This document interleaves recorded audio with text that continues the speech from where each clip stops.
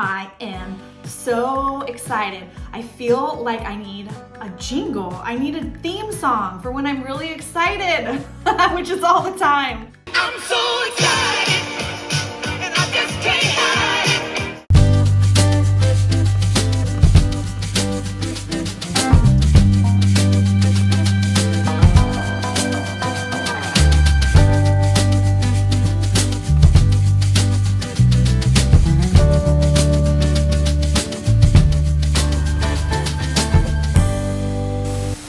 Be in focus or just me? It goes to you and then to me. Maybe. Hi everyone, this is Maya. She's gonna be my helper today. This is my niece. I think you're gonna be seeing a lot more of her around. She's my helper. We're gonna do the wallpaper. So I bet we're gonna be really fast. Do you think we're gonna be really fast? I hope so. I hope so too.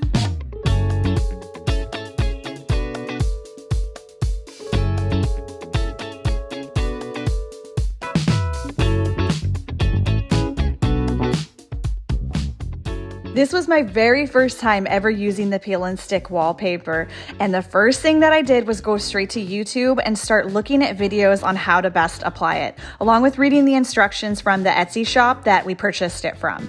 And everyone was completely right. The single most important thing to do is to make sure that that first row you start with is perfectly square and level. So we used a large level and square to make sure that first row we were starting with was going to be straight, and hopefully that meant that it was going to be easy sailing from there, right? Ha, not quite. Well, that didn't work. For like the third time, you guys. I feel like it was more than 3 that we realized. Okay, maybe it was 4 times. We've tried overlapping it. We've tried getting it flush. We've double checked up here that we are completely level. I know that they cut these things precisely in the factory, so pretty much we just suck. But we're gonna get it. We got this. You ready?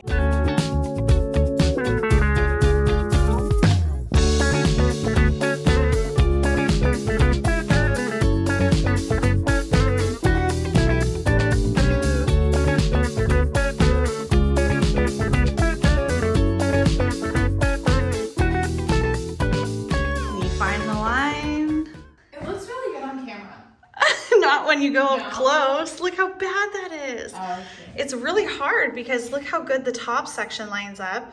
And then all of a sudden, I told Maya I'm normally a pretty good DIYer and I feel like I'm failing you guys.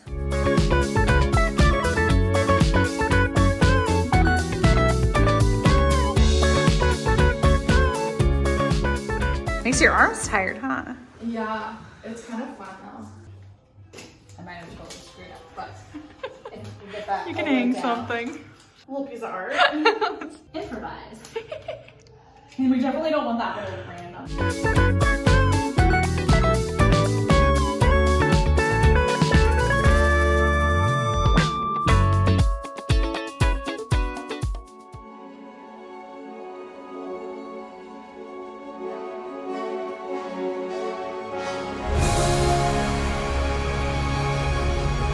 It's all done.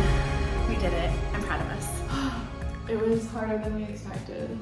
Everything in life usually is. Yeah. I'm so excited to share my office with you guys today. One of the things that was so important to me with this space was I wanted somewhere that I could come and talk to you guys and set up and start filming without having to rearrange, without having to sit in my car.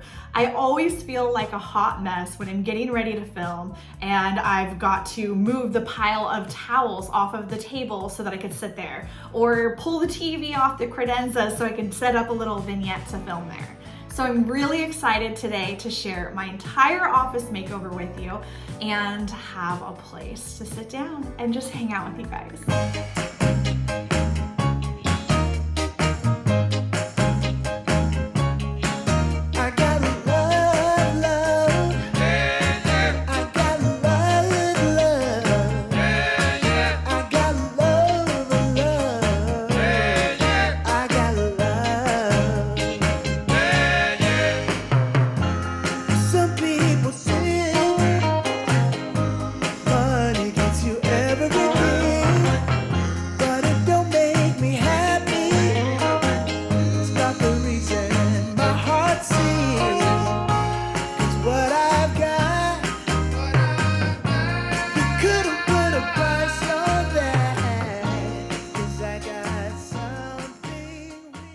I had so much fun working on this space with my niece Maya. She is the sweetest thing in the world and I just love her so much.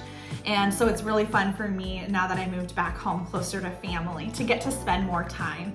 And one of the things that I was telling her when we were putting this wallpaper up was, don't be afraid to go bold and don't be afraid to do your own thing.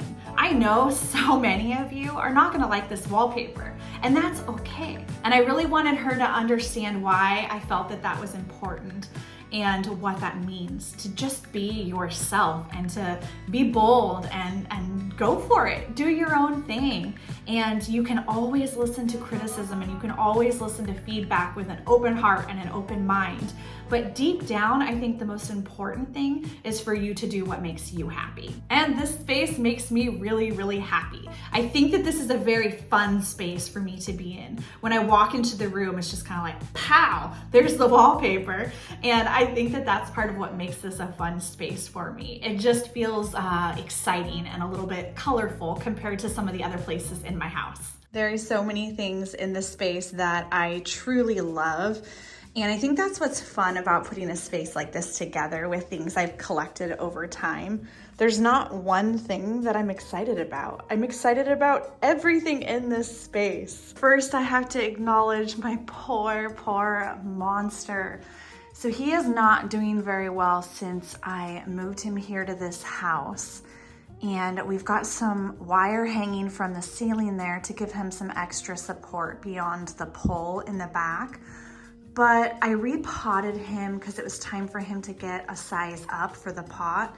And he's just not happy and I feel so bad for him. Most of the leaves still look really healthy, but he's really drooping.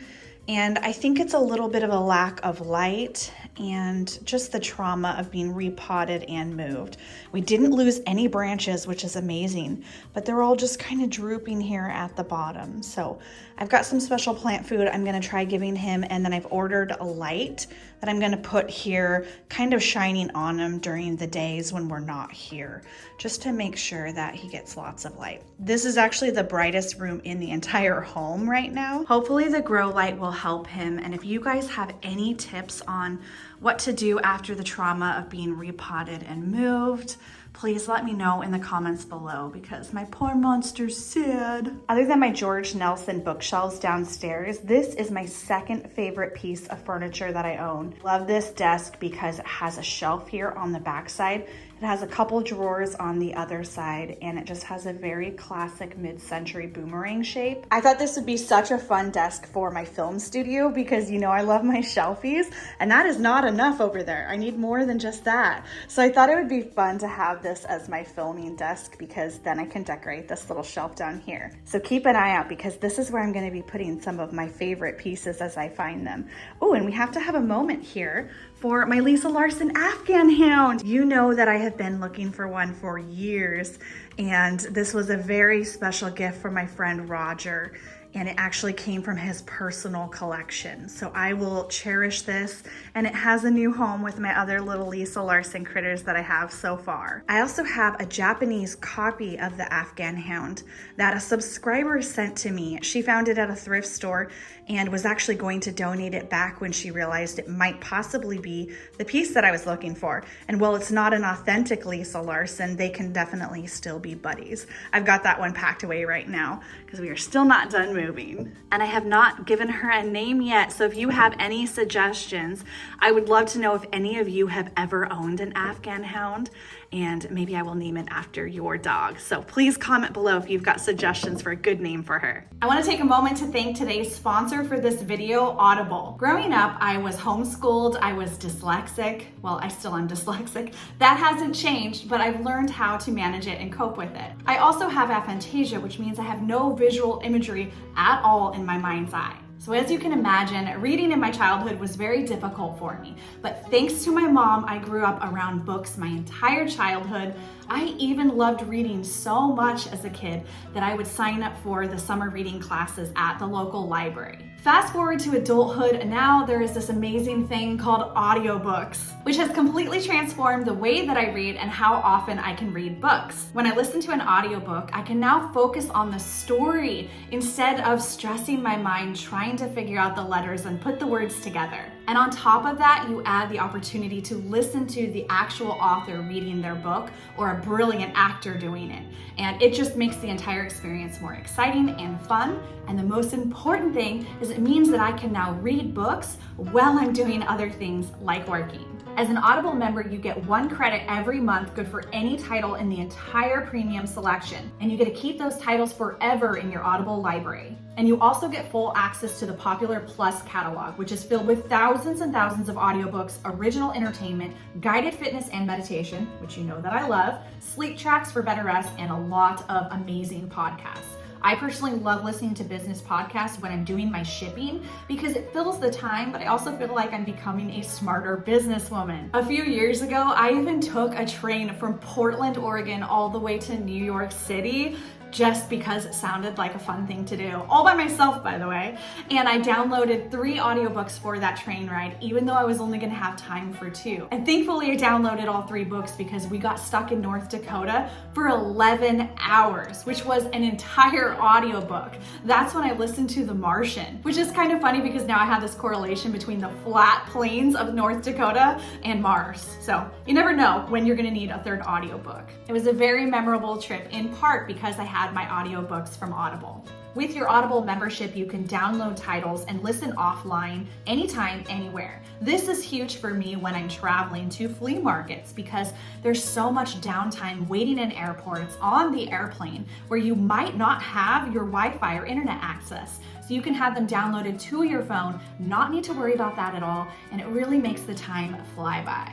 Get it? Fly by. Whatever you're doing this holiday season with Audible, you will have the right thing to listen to right at your fingertips. And now is the absolute best time to do it with a special offer of 60% off your first 3 months. That's only $5.95 a month. So give yourself a listen and go to audible.com/leftcoast. Or you can text message Left Coast to 500-500. I am constantly switching up my rotation of what I'm listening to. I'm all over the place. So one day I'm listening to a business podcast. The next day I'm listening to Dune because the movie's coming out soon. And then the next day I'm listening to Pride and Prejudice by Jane Austen for maybe the 40th time. And that is why I love Audible, because they have it all in one app.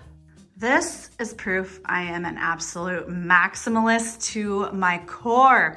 I don't think I could have fit anything else on this shelf. I thought about decluttering it because I knew that from a design standpoint, it would probably look better, but I just want to show off all my goodies, so I piled it up with goodies. This is a fun lady. I got her on an online auction, and I've been building my collection of naked ladies lately. I have a few more that I will pull out that are down in this cabinet below, but I had to show you this one because she's pretty unique. She does not have a head, but I love her. She's fantastic. Raising things up to give them a little bit of height really makes it a little bit more interesting, in my opinion, when you've got so many different smalls all in one place.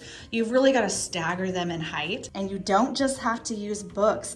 This is actually a handmade burlwood box. And I looked this up when I found it at Goodwill. Oh my goodness, that's hilarious. I have a Joybird furniture tag in there. I have no idea why that is in there. Ew, that's a sticker. That is so bizarre. Anyways, wouldn't it have been more fun if I found something I'd actually been looking for? You can hide all kinds of things in here, even old stickers from your couch, apparently. One of the things that I like to use these trinket boxes for is to hide my matches. So I have candles in every single room, and this is a great place to hide them. You could even tuck them away in pottery too. But I like to always have those tucked away in every room because otherwise I could never find them when I need them. So something like this to stagger the height works well. It doesn't just have to be books. This is a very special piece. So you probably have seen my Ohio episode where I found this one and I purchased it from George the Antique Nomad. And when it was originally purchased back in '91, it was purchased for $240. Now it is a David Salk piece. It was originally purchased for $240 back in 1991. I purchased it from George for $40, which was a really wonderful deal. So thank you, George, again for giving me such a great deal on it. It looks like it was made in 1990 and it's signed by David right there. Really special piece, and I'm going to keep this original receipt with it as long as I own it. And then when someone gets this at my estate sale, they will know what it was. I got this clock at the Springfield, Ohio Extravaganza for only $10. I love how minimal it is. I actually have not even put a battery in it yet to see if it works. This was a really special piece that I got up in Tacoma, Washington on Antique Row, and it's got a beautiful hand-painted Hamza hand there, also called the Hand of Fatima. And I don't think I was ever able to find this signature. I'm pretty sure I looked for quite a while and I never found this piece. But I love this one. And I think it looks great next to this one. I got this at Goodwill. I'm pretty sure this is a Mikasa piece, a vintage Mikasa piece. Yes, it is. Lacio from Mikasa. I'm not sure if these are ginkgo leaves or if they are Egyptian palms, but either way, I really love the texture and the color on it. And I love to mix and match things that have different shapes and different designs and patterns, but look beautiful together, like those two. This is Artemis, my Greek horse. And this was a Goodwill find also, and I had never seen one this large before. It's a very substantial piece and the coloring on it was just beautiful. This was another piece that I purchased from George at the Springfield, Ohio flea market, and they are attached at the hip. And I had asked for help naming these beautiful rams. And someone said that I should name them the hipsters because, well, you know, one, I'm from Portland, but two, they're attached at the hip. And I thought that was so clever and hilarious. So these are the hipsters. A huge thank you to everybody who sent me the additional information on the Japanese Kent artware. These are from the 1920s or 30s like George and I had thought. So that was really cool to get confirmation on that. So these are some old hipsters. They are the original hipsters. You probably just saw me find this beautiful vase in Ohio at the Heart of Ohio Antique Mall. And I knew it said Italy on the bottom, but I wasn't sure who the designer was. So after digging around online for quite some time, I found out that this is actually an Alvino Bagni piece. And you will find out very soon why that was so exciting for me. Let's just say I might have found a few more Alvino Bagni pieces recently. Originally, when I got it, I thought it would be perfect for spring, but you know what? It has been raining here in Portland and I need some color and flowers in my life. This was from an estate sale and I love this piece so much. It is by the California potter, Victoria Littlejohn. And it took me so long to figure out what that signature said. But it says Littlejohn, and I think that she's got such a great line of work, of pottery out there. So if you've never heard of Victoria Littlejohn, you should Google image and see some of the amazing pieces that she makes. But I will say, I think this might be my favorite one that I've even seen on the internet by her. So I am really excited to have this in my collection. It looks like a little sea urchin.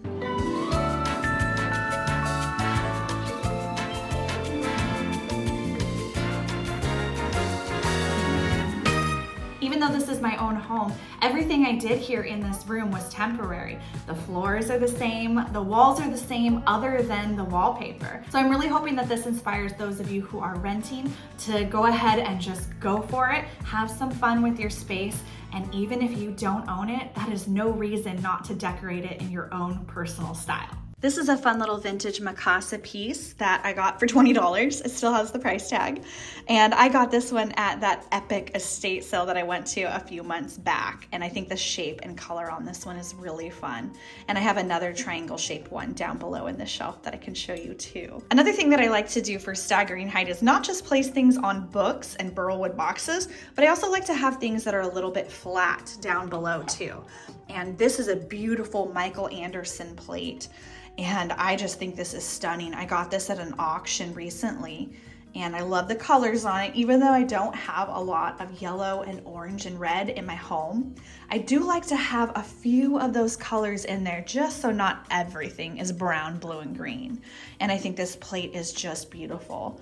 It's got the Denmark stamp there on the back. And for inspiration, I always have my Justina Blakeney books out. She has 3 of them, and I'm gonna link these in the description because they are so beautiful on the inside and the outside, and you will learn so much about the history of her style and how to put pieces together to create a vintage bohemian look. So she's got the Jungalow, the New Bohemians, and the New Bohemians Handbook. And I will link all of those in the description because they are quite wonderful. The lights were found from Craigslist on 3 separate occasions. We found a total of 14 of these wall sconces. And they were from a local church that was built in the 1960s, and they were redecorating the whole thing. And so they were slowly taking these down and posting them on Craigslist. So it was such an incredible find. We just love these ones so much. And when Jesse installed them, he actually installed a dimmer over here for me. This is wonderful. I can adjust it depending on how much light I need. And they're just so beautiful. They look like little stars at night. In my recent video, I was telling you that we had 5 of the mid-century starburst clocks.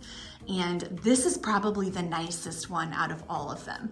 This was a gift from our realtors when we purchased this home, and they did such a good job because they knew us so well.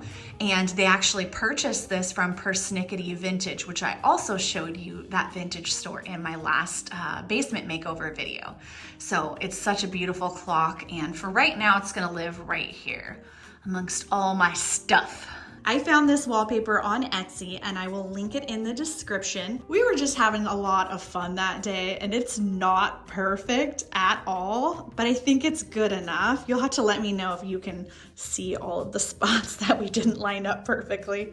We were just, having too much fun. I told her, we're not gonna stress about this. Life is too beautiful to be stressed about putting up wallpaper. This is one of my very, very favorite finds from Goodwill that I have ever found in all my years and years of picking. I call it my dragon scale lamp because as soon as I saw this, it reminded me of a dragon. I believe it was made in the 1950s or 60s. It's Italian, and I've never seen one for sale online, but I did see one that had sold, and I think it's sold for around $1,500. I'm not sure if it's designer. I was never able to find the actual designer for it, and I love it so much, and I am so sorry in advance, but I will never be selling it, so sorry. I love it. I thought it'd be fun to pull out some of the other items that I had tucked away down in my shelf that didn't make the cut for the bookshelf for today, but you'll probably see them at some point. I'm having fun with this little show and tell session, so I'm gonna go ahead and keep running with it. This is the other Mikasa piece here that I got at the estate sale, and they do look really good side by side too. But I was trying not to clutter things too much. I actually think that these would look best in a minimalist setting, which is absolutely not me. So I may end up selling them. So stay tuned for my holiday sale because I might, maybe pop these in there. I'm not sure, but I do have lots of other goodies that are coming to that sale. So I will post the information here on the screen for you for my next First Friday sale and also my holiday sale. I'm gonna be having 2 back-to-back sales only a week apart. This is another fun piece when you need something low profile. This is actually a Japanese ikebana vase, and it's got the signature right there. I was never able to figure out if that said Boyle or Boyd, but I was never able to find the artist on this one. And this looks beautiful when you pop in just a few minimalist flowers. Some vintage candlesticks. This is a really pretty one that I got at a little thrift store for just a couple of dollars. And I think this one was a Japanese piece. Here we go. Oh, we got the information on here. So I paid $2.99, and it is made in Japan. And it is a Nancy Lopez piece from 1978. Wow, we just got all the details right there. You know that I love cats, candles, and blue. So this is a keeper. In fact, I might put that with my Lisa Larson's down here because it's just so cute. So cute, all my little critters. I found this one over the summer at Goodwill. And what's funny is when I found it and when I showed it to you in the car, I believe that I showed it like this as a vase. And I don't know what I was thinking. I guess it is a vase, but it's really meant to be a candle holder, I'm sure of that. And it's got this beautiful hammered brass finish. And I haven't actually found the right candle to put on there, but I think it's really beautiful, and it is signed. It says made in Canada. It says handmade on the top, the artist signature, and then Canada, and then it says 90. So it was made in 1990. Can't read the signature. I need my glasses for that. But I think that this is a really beautiful piece. I plan to keep this one. Here's some more of my naked ladies. These are by Patrick Meyer, and they are made out of pewter. So this one is a tall candlestick holder, and then this one's for a small little pillar candle, and it's got 3 ladies going around it. And I think these are really beautiful pieces. An adorable little vintage brass burrow. I love donkeys so much. I want a donkey. When I went to Italy in 2018, I stayed at an Airbnb with a donkey named Giovannino, and he was so fun, and we got to feed him every single day. Giovannino. This is our new best friend, Giovannino. He's little Giovanni. He's a donkey. How cute is he? What'd you give him? Giovannino. Okay, I'm gonna show you guys my morning routine. Giovannino. Giovannino. First I have to call my donkey. Here comes my boy. Good boy, Giovannino. Come on, come get your carrot. Careful, careful. Good boy, do you want a carrot? Good boy. He's so excited. He's telling you he's sorry he bit missed you. us today, and he's sorry he bit you. Go get him a carrot. Hurry! Hurry! I need to go back and see how Giovannino is doing. Pottery is my thing. I love to collect pottery. And I got a couple of these at the Long Beach Flea in California a few years ago. I don't really like to put plates on the wall. I've never really incorporated them in my gallery walls. But what I need are some of those little stands. I used to have a couple brass ones, but I sold them at my vintage mall. I really want some beautiful wooden easels. So I'm gonna be keeping an eye out at thrift stores and vintage stores, and hopefully I can find a couple of these, because then I think I can actually incorporate them on the bookshelf. Growing up in the monument industry, I've always had a passion for stone. And this is a petrified wood piece that I picked up at an estate sale when Jesse and I first met. So this was well over a decade ago. And I think it's really beautiful and ancient, and so I really like it. It's kind of just floated around, and sometimes I have it on a book, sometimes I have it next to some pottery. I just think it's a really, really beautiful piece, and it's probably the oldest piece I own. I think that I'm actually going to be taking these beautiful vintage mirrors to my basement, to my dressing room, because I think that these are going to look great stacked together next to some of my jewelry. Well, I feel like that's almost everything. I didn't talk about my rug. Okay, so I got my rug on eBay, and it is a 1960s Raya rug, and I looked for years until I found a great deal on this one. And it's not big enough for this space, so I used one of these jute rugs, and this is the same as the rug that I have down in my basement. So if anyone's interested in the jute rugs, they are new. They're one of the only new things I own in my entire home. So I will link those in the description below. They are great rugs, good quality. The bookshelf was from Form and Function, and I will link their Instagram account. They have incredible furniture that they import from Denmark. And this one's just in pristine condition. The chair was from the Goodwill outlet, and I think I got it for $5. And I can't remember the designer off the top of my head, but it is a mid-century designer piece. And I did put this fabric on it, which was also from the Goodwill outlet, but look what my boys did. They're so naughty. It still looks really pretty though, and I'm gonna leave it because if I put something else there, they might claw that up too. All right, well, that is pretty much everything I've got here in my office space. So I'm very excited to have this put together and be able to have a little filming studio and to have a bookshelf that I can constantly be redecorating. I'm in such a good mood right now, and I really hope that you guys are having a wonderful day. Thank you so much for watching this video and for hanging out with me and my niece Maya. I think you guys might see her a little bit more in some of the upcoming videos because she might want to follow in her auntie's footsteps, and I'm so proud of her. So I'm kind of showing her the ropes right now and giving her lots of love and encouragement. So I hope that you guys enjoyed seeing her and enjoyed seeing this space, and I will see you guys in a brand new adventure soon.